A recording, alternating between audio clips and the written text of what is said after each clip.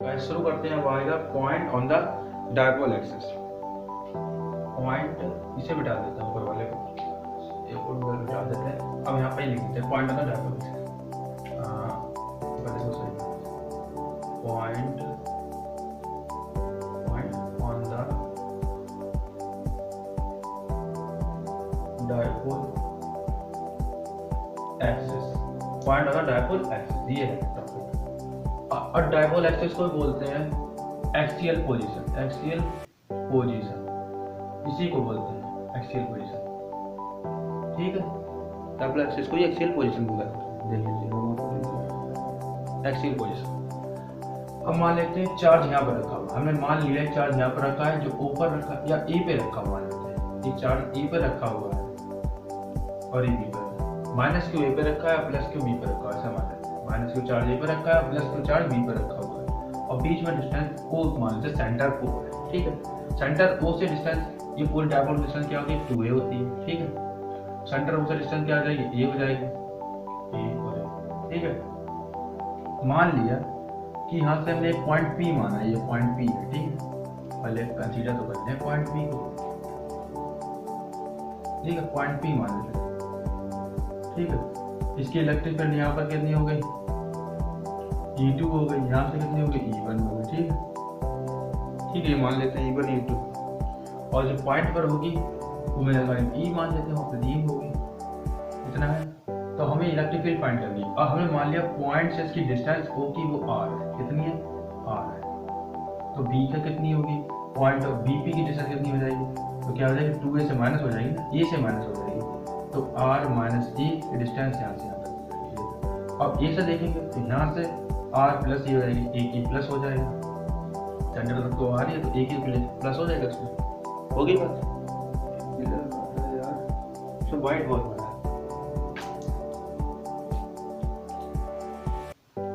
आपको साइड से दिखा, पास से दिखा देते हैं। अब क्या किया, आप डायग्राम को देखें, ये डायग्राम थोड़ा दूर कर देते हैं, ठीक है। ये डायग्राम दिख गया। अब गाइस इसको वापस वीडियो रोक देते हैं। अब डायग्राम शुरू करते हैं। अब चालू करते हैं आगे की लाइन। लेट लेते हैं, करते हैं लेट अस कंसीडर। इसी को फटाफट लिख देते हैं, कंसीडर। Let us consider. हम मान लेते हैं द पॉइंट मान लेते हैं, पॉइंट P माने, हाँ point P be the situated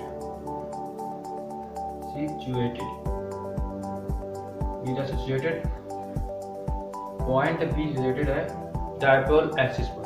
be the situated on the dipole axis,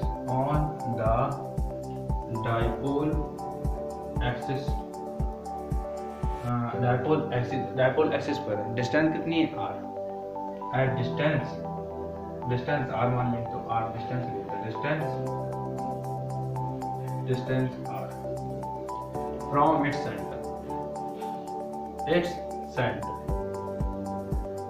से, ठीक है। तो E इक्वल हो जाता है E1 प्लस E2, ठीक है। E1 इक्वल टू होता है, हमने पढ़ा है इलेक्ट्रिक फील्ड इंटेंसिटी क्या होती है, E1 प्लस E2 हो जाती है, ठीक है। इतना पता ही है। अब इसके बाद क्या करते हैं कि हम आगे बता देते हैं, फिर हमें ये बता दें कि इलेक्ट्रिक फील्ड इंटेंसिटी क्या होती है। तो देखें let E1 and E2 be the electric field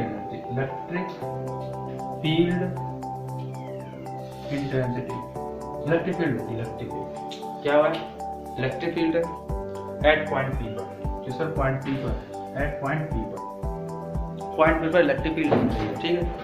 अब ड्यू टू है टेस्ट चार्ज। अब मान लेते हैं, अब चार्ज मान लेते हैं, चार्ज ड्यू टू चार्ज क्या है, plus Q and minus q, क्या respectively, plus Q and minus Q respectively. अब इसमें कैसे बताएंगे तो है नहीं, फिर भी बता देते हैं।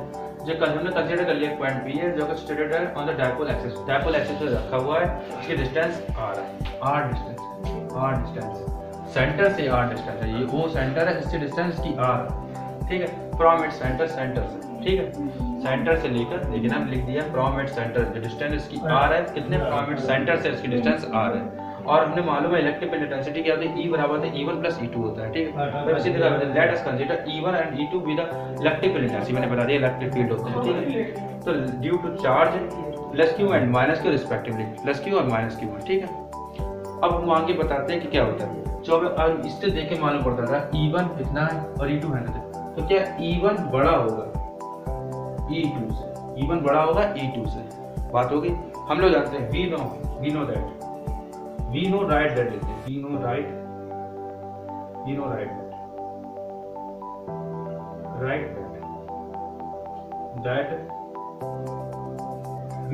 दैट हमें मालूम है। जब देखिए ये तो अपोजिट डायरेक्शन में, E1 उधर जा रहा है E2 उधर जा रहा है, ठीक है, दोनों अपोजिट डायरेक्शन में। तो हम लोग जानते हैं we know right that E1 minus E2 हो जाएगा, ठीक है। जो बड़ा होगा तो छोटा माइनस हो जाएगा। हमें मालूम है E1 बड़ा है तो लेकिन E इक्वल टू हो जाएगा E1 माइनस E2। चाहो तो इलेक्ट्रिक वेक्टर लगाओ चाहे दबाओ। तो हम एक चीज बताते हैं, यहाँ पर ट्विस्ट है थोड़ा, यहाँ पर हो जाए Q अपॉन E1 की वैल्यू हो जाएगी यहाँ से AP। आप सोच रहे AP हो जाएगी, नहीं, यहाँ पर हो जाएगी BP इसकी डिस्टेंस हो जाएगी, BP का स्क्वायर हो जाएगी। और E2 क्या है, अगर देखिए अगर डिस्टेंस ज़्यादा होगी, अगर ये प्लस होगा तो डिस्टेंस ज़्यादा हो जाएगी, मतलब कि दूरी कम हो, उसकी जो इंटेंसिटी होगी वो छोटी हो जाएगी, कम हो जाएगी, इसलिए हम वहाँ पर E नहीं लेंगे, समझ रहे हैं। और यहाँ पर क्या हो जाएगा 1/4 pi epsilon not dot Q upon AP हो जाएगी। जिसकी डिस्टेंस ज़्यादा होगी वो छोटा हो जाएगा, जिसकी डिस्टेंस बड़ी हो कम होगी वो ज़्यादा हो जाएगा। अब इन्वर्सली प्रोपोर्शनल इलेक्ट्रिक फील्ड, ये तो होता है electric field inversely proportional R क्यों किया है ना, R स्क्वायर भी हो जाएगी यहाँ पर। तो बात करते हैं मामले, अब क्या करेंगे, इतना हो गया। अब क्या है हमें मालूम है, यहाँ पर AVP कितना है 1/4 पाई एप्सिलॉन नॉट और Q अपॉन BP की value B R square R A minus 1/4 pi epsilon not dot Q की वैल्यू है R प्लस का होल स्क्वायर चल रहा है दोनों पर।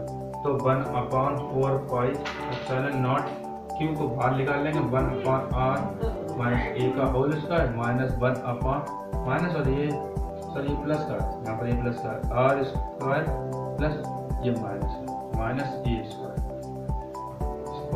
होल स्क्वायर, ठीक है। क्या करेंगे, वैल्यू पुट अप कर देंगे 1/, तो क्या हो जाएगा न्यूमरेटर, तो R माइनस A का होल स्क्वायर, एलसीएम ले लिया हमने, ठीक है, R स्क्वायर प्लस A का स्क्वायर, ठीक है, सर E का स्क्वायर कर दीजिए।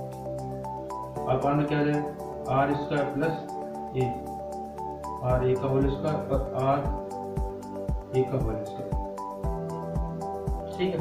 BP माइनस यहाँ उल्टा कर दिया, दोनों बार उल्टा, ये प्लस ये माइनस ये प्लस, तो ये प्लस और ये माइनस, ठीक है।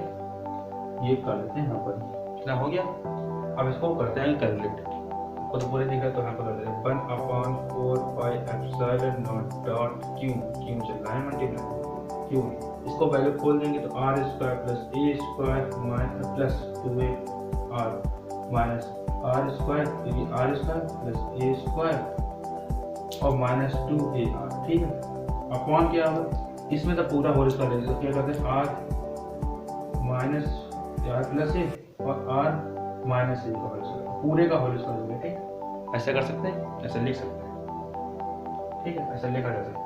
तो इसको हटा दे, फटाफट ऊपर करते हैं, ठीक है। अब यहाँ क्या करेंगे, लिख देंगे, तो E इक्वल टू हो जाएगा 1/4 pi epsilon not dot Q, तो क्या आ जाएगा, ये देखिए यहाँ पर ये प्लस का है, ये मल्टीप्लाई हो जाएगा, ये माइनस हो जाएगा, तो ये कट जाएगा। ये प्लस का है, ये मल्टीप्लाई जाने पर माइनस हो जाएगा, यहाँ पर आई माइनस का मल्टीप्लाई हुआ तो ये माइनस हो जाएगा, ये भी कट जाएगा। और ये क्या है 2A, ये माइनस और माइनस क्या हो जाएंगे प्लस, तो 4A जाएगा, 4A R अपॉन R, और ये देखिए ये पावर है, ये क्या है A प्लस B और ये माइनस B का है, तो A square minus A square का होल स्क्वायर, ठीक, ये हो जाएगा। हमें पढ़ा है फॉर्मूला, तो क्या होता है, तो हम लिख लेंगे 4/0 डॉट Q1, तो Q इंटू 2A कर लेंगे, बाहर 2R निकाल लेंगे, इसे हम एडजस्ट कर लेंगे इस तरीके से, R square plus minus R square A square minus का R स्क्वायर प्लस का sorry R square minus A square का होल स्क्वायर।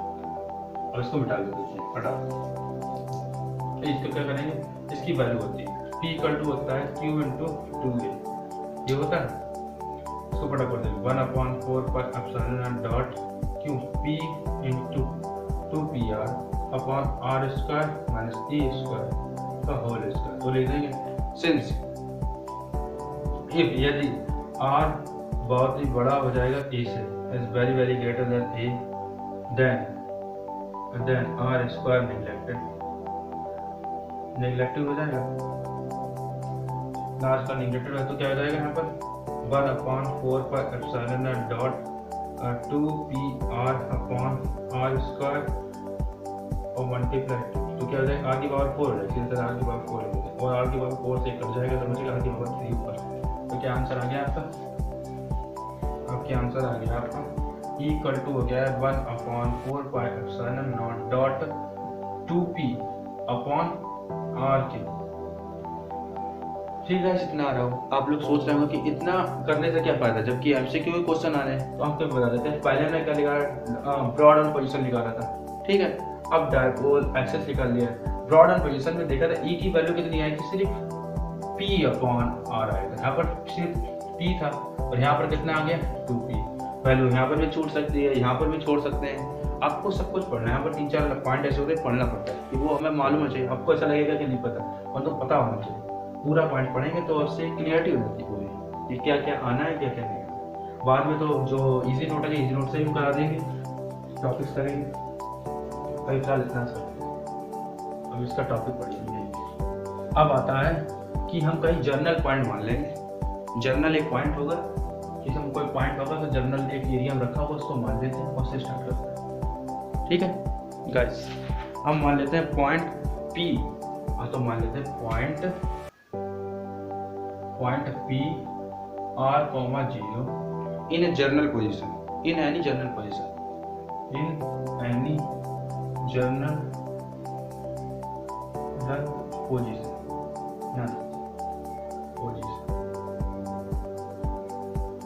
ठीक है।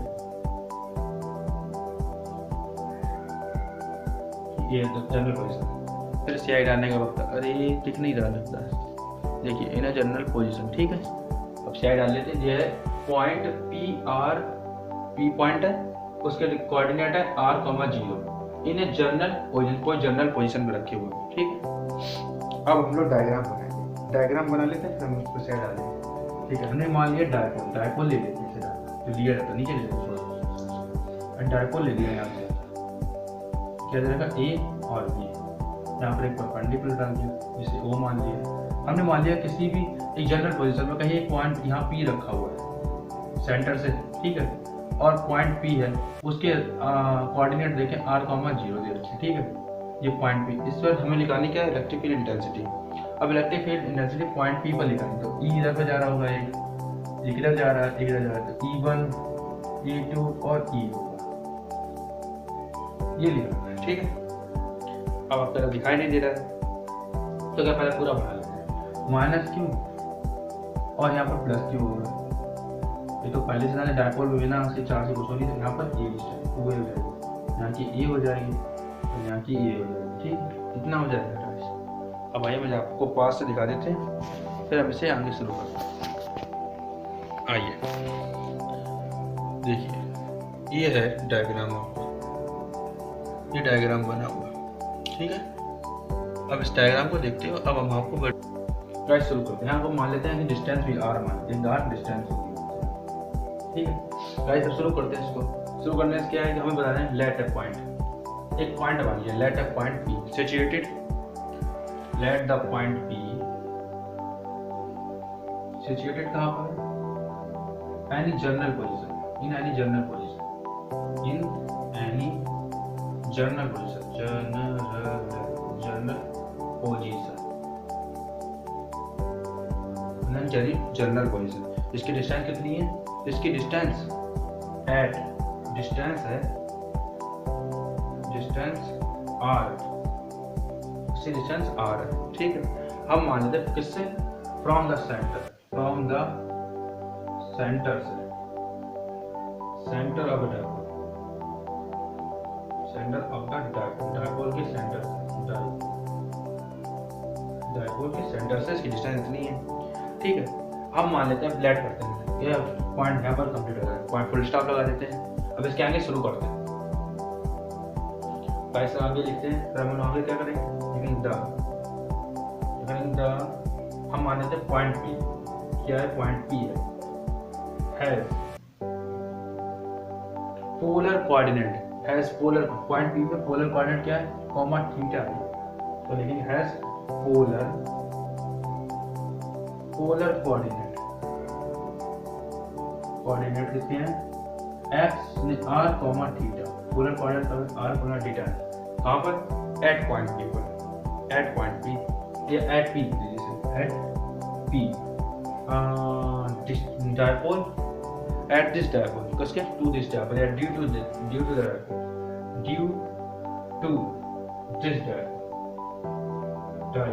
dipole, ठीक है, डायपोल के डिस्टेंस पर डायपोल पर है, ठीक है।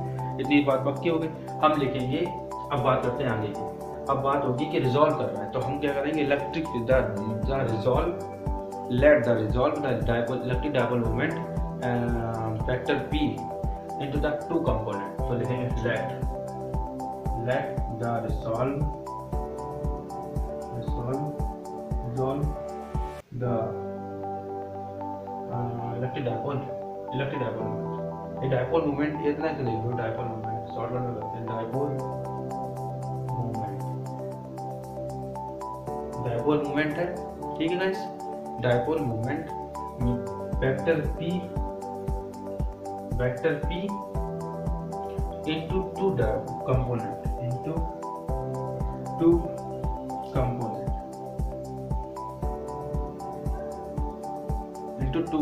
ठीक है। का इतना नोट कर ले, फिर आगे कंपोनेंट दो हो गए, अब आगे बैठा के आगे सब, तो उसको पॉइंट के पास मिटा देते हैं, देखना है वहां से शुरू करते हैं। अब आगे करते हैं, अब आगे क्या करना है, अब आगे क्या करेंगे, हम मान लेते हैं वी नो दैट, हम लोग कोऑर्डिनेट लिए हैं, तो कोऑर्डिनेट बता देना, P1 इक्वल टू हो जाएगा P1 इक्वल टू हो जाएगा P sin थीटा, और P2 इक्वल टू हो जाएगा P cos theta. We know that हम लोग जानते हैं E1 इक्वल टू क्या होता है, हम लोग जानते हैं, we know that E1 equal to 1/4 pi epsilon P sin क्या हो जाएगा, P1 अपॉन आर स्क्वायर, ये हो जाएगा आर स्क्वायर ही हो जाएगा, आर क्यूब होता है, क्योंकि हमने प्रेडिक्शन निकाली तो वहाँ पे आर क्यूब होता है, आर क्यूब हो जाएगा। और इसके लिए इसको क्या हो जाएगा, P1 की वैल्यू रख देंगे 4/7 डॉट, वो क्या वैल्यू है, ये P1 sin theta upon R cube, और E2 के लिए हमने वैल्यू निकाली थी पीछे, जे हो गया ब्रॉड ऑन पोजीशन है, ये होगा point on the dipole, electric dipole या डायपोल एक्सिस, ठीक है, dipole axis 2p upon r cube का ये लिख रहा था, तो क्या करेंगे, प्रीवियस वीडियो में ये लिख रहा था, और इसकी 2p हो जाएगी, इसकी वैल्यू क्या आ गई है, हमने E2 मान लिया, इसकी 2p मान लिया, क्या जाएगी 2p cos थीटा, ये हो गया। अब रिजल्टेंट निकाल लेते हैं, रिजल्टेंट इनका क्या निकालेंगे, रिजल्टेंट निकालते हैं, देखिए कि मैग्नेटिक फील्ड और मैग्नेटिक फील्ड इलेक्ट्रोमैग्नेटिक या मैग्नीट्यूड होगा, रिजल्टेंट के लिए मैग्नीट्यूड निकालते हैं, magnitude of the resultant magnitude of the resultant at point P होगा, at resultant field at P, ठीक है, एट P विल बी कितनी होगी ये बताइए, विल बी E वेक्टर होता है, E वेक्टर स्क्वायर कर दो E1 वेक्टर जो वो सॉरी मॉड है प्लस मॉड लगा mod E2 vector whole square, तो E1 इक्वल टू हो जाएगा ब्रैकेट में E1 के भी E1 square plus E2 square, तो क्या हो जाएगा, दोनों पॉजिटिव में होंगे, E2 का स्क्वायर वैल्यू रखेंगे, E1 की कितनी वैल्यू आई थी, 1/4 pi epsilon dot Q upon P upon P sine theta अब साइन अल्फा अल्फा ही लिया थीटा लिया अपॉन आर की, ठीक है, ये स्क्वायर हो गया plus 1 upon 4 pi epsilon not dot 2p cos theta upon R की का होल स्क्वायर, ठीक है। इसमें क्या है देखिए, इसका स्क्वायर है, इसका स्क्वायर, ये कॉमन भी हो गया है, ठीक है, इनकी पावर का स्क्वायर होगा तो ये सब बाहर निकाले तो क्या करेगा 1 अपॉन 4 पाई एप्सिलॉन नॉट और p अपॉन p भी आ जाएगा साथ में, और की कॉमन भी है ना, ये पूरा कॉमन हो जाएगा स्क्वायर तो भाई, तो अंदर रूट में क्या बचेगा, रूट में बचेगा sign square theta plus 2p 2 cos square theta, इतना बचेगा 4 cos स्क्वायर थीटा। अब हम मानते साइन स्क्वायर थीटा के लिखते हैं sine square theta equal to 1 minus cos square theta, यहाँ पुट अप कर दीजिए 1 upon 4 pi epsilon not dot p upon r cube bracket में जाएगा 1 minus cos square theta minus plus 4 cos square theta, ठीक है। इसका कितना हो जाएगा 1 upon 4 epsilon dot p upon r cube, इसमें हो जाएगा 1 minus cos 3 cos square theta, कितना हो जाएगा, ये रेक्टिफाइड इतना लिया, ठीक है, ये इतना लिखा, ये रेक्टिफाइड इतना लिखा। अब हम लोग क्या करेंगे, अब हम इसका एंगल निकालेंगे, एंगल कैसे निकालते हैं, आल्सो बी राइट, हम लोग जानते हैं also be right there,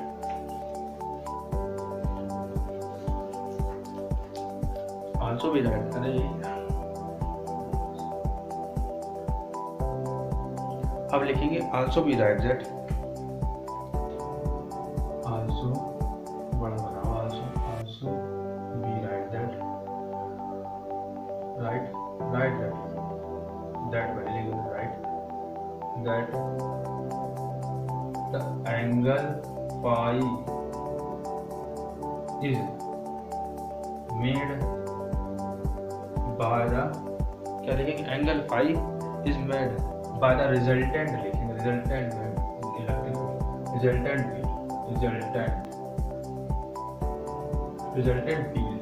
field ही होगी, फील्ड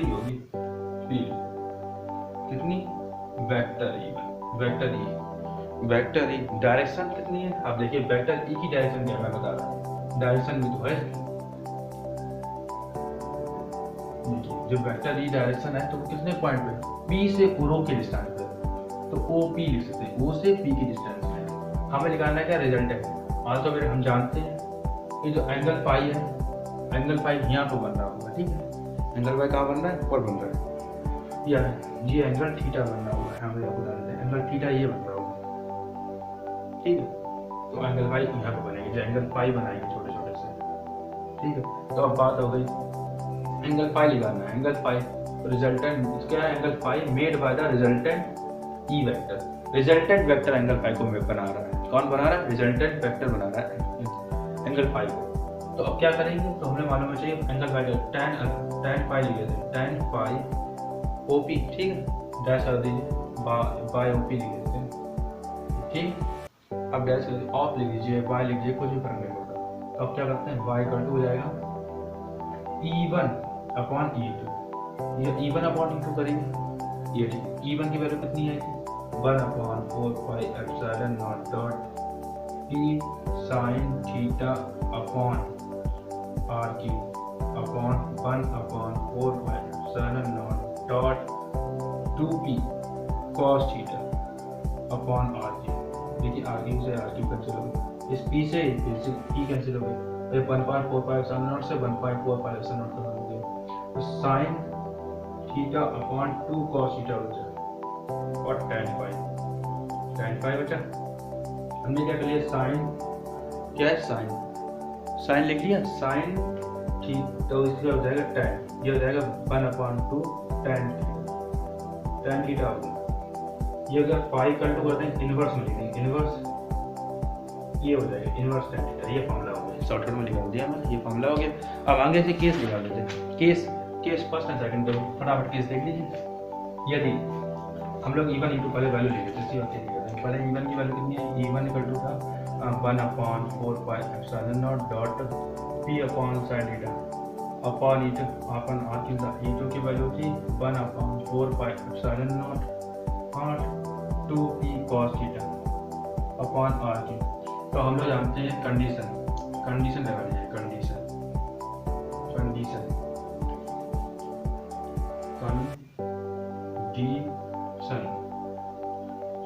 यदि थीटा इक्वल टू 0 है then cos theta equal to क्या है, cos 0 equal to cos theta equal to 1 हो जाएगा, ठीक है। तो क्या है E1 और and sin theta equal to क्या हो जाएगा 0, ये हो जाएगा खत्म, ये खत्म हो जाएगा, यहाँ बचेगा E इक्वल टू कितना बचेगा 1/4πε0 2p अपॉन r, ये बचेगा। और ये फर्स्ट कंडीशन और सेकंड कंडीशन यदि थीटा इक्वल टू 90 हो जाए, देन तब क्या हो जाएगा, तब हो जाएगा cos theta equal to 0 then and sin theta equal to कितना हो जाएगा, and sin theta equal to हो जाएगा ना 0, sorry sin theta equal to 1 हो जाएगा। तो क्या करेंगे E इक्वल टू कर देंगे 1/4πε0 p अपॉन r, ये कंप्लीट होगा आपके टॉपिक। ये मैंने आपको टॉपिक करा दिया, ठीक है, ये हो गया कंप्लीटेड।